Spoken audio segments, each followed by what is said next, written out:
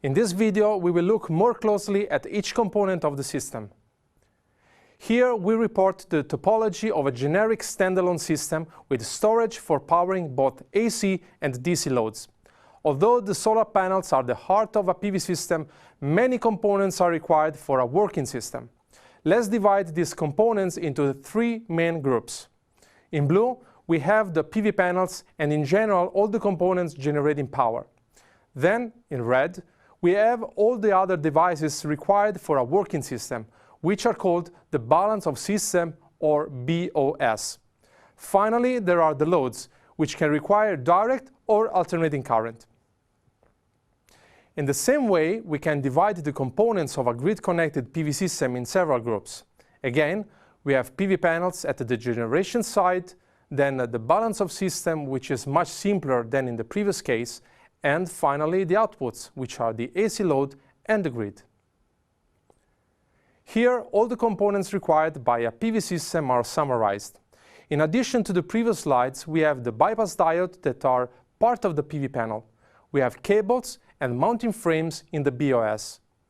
Which components are required depends on whether the system is connected to the electricity grid or is designed as a standalone system. So, let's get familiar with these components. We start with the generation part of the PV system, which are the solar cells. The task of a solar cell is to generate electricity. Using a single solar cell, however, is not practical for most of the applications. This is because a single solar cell delivers a limited amount of power under fixed current and voltage conditions. In order to use solar electricity in practice, a number of solar cells have to be connected together to form a solar module or PV module. As discussed in the photovoltaic technologies course, there are multiple technologies available on the market. These technologies can roughly be divided into two groups, namely the wafer-based crystalline silicon modules and those based on thin film technologies. They involve different ways on how to connect the cells together. Nowadays, wafer-based crystalline silicon PV modules occupy about 90% of the market globally, while the rest of it is occupied by thin film PV modules. Of course, they have different market purposes. Thin film modules can be made flexible and are therefore suitable for niche markets related to building integrated photovoltaic, or more generally for environmental integrated photovoltaics. After solar cells have been connected together, modules are formed by encapsulating the cells with different materials. The encapsulant is added to protect the cells from environmental influences.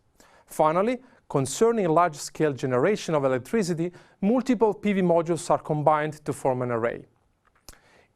In many modules, there are other important components. The first is the bypass diode, usually placed in the junction box of the module. It protects solar cells to avoid a so-called hotspot. Hotspots will be discussed later in the course. The second is the blocking diode, which prevents current from flowing from external circuit into the PV module.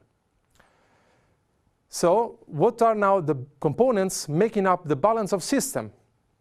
Here we have the mounting structure that mechanically fixes the modules and arranges them towards the sun with the optimal tilt angle. Then there are cables that are used to connect the different components of the PV system to each other and to the electric load.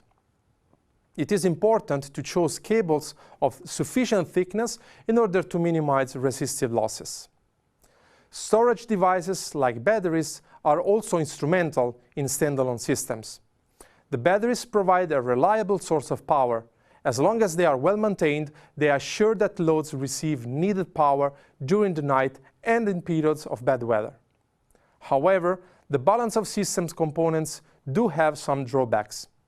When adding a component, the efficiency of the PV system decreases. This applies also for batteries, since they exhibit some thermal and chemical losses. In addition, they have to be replaced more often than other electrical components in your system. So, when you want to have a PV system with storage, you have to take that into account. The PV modules are characterized by a certain lifetime, usually 25 warranted years.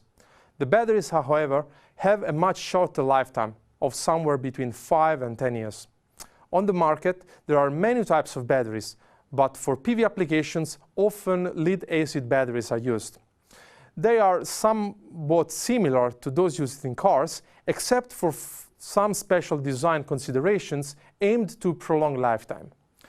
Equally important to consider is the economic impact on the overall system expense.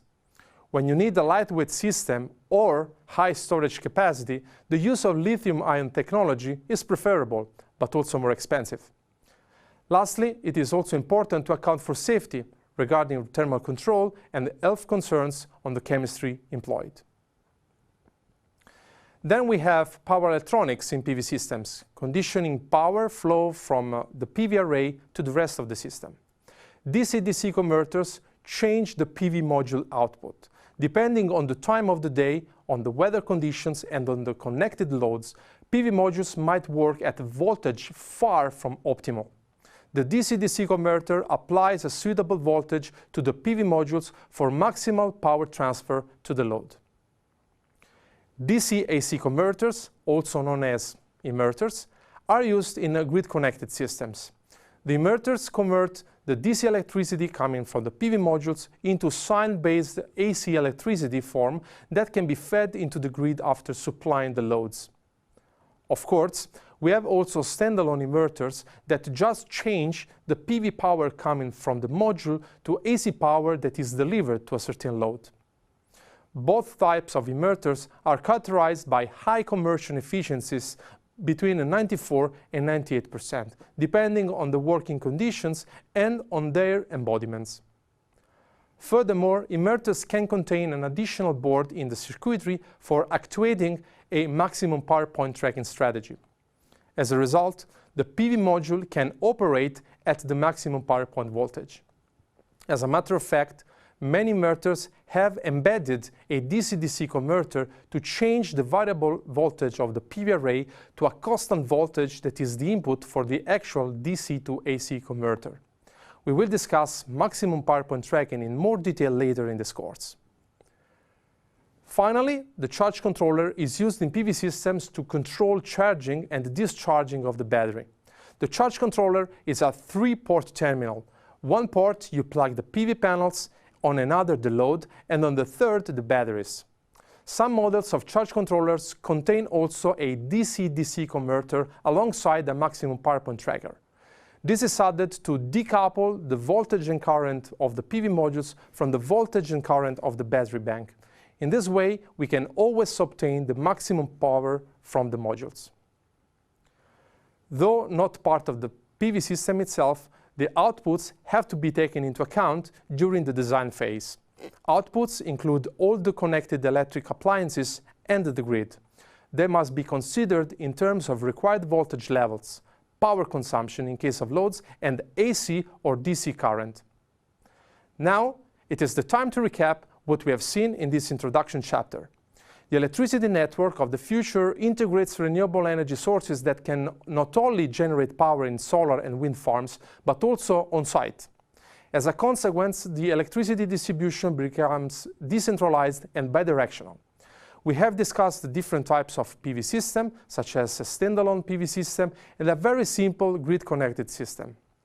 In this video, we have also given a brief overview of the components forming PV systems, such as the PV modules, the balance of systems, and the outputs.